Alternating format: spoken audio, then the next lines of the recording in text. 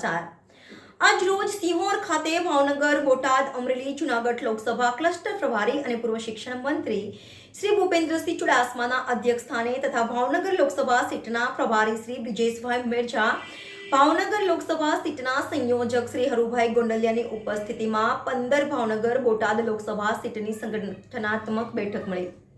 આ સંગઠનાત્મક બેઠકમાં ભાવનગર મહાનગરના પ્રભારી શ્રી ચંદ્રશેખરભાઈ દવે,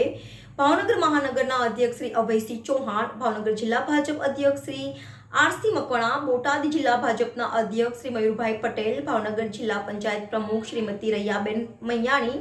શહેર સંગઠનના હોદ્દેદારશ્રીઓ, તમામ મોરચાના હોદ્દેદારશ્રીઓ, તમામ વોર્ડના પ્રમુખશ્રીઓ, મહામંત્રીશ્રીઓ, વિવિધ કાર્યક્રમના ઇન્ચાર્જશ્રીઓ તથા અપેક્ષિત કાર્યકર્તાશ્રીઓ ઉપસ્થિત રહ્યા હતા। NN news Bhavnagar.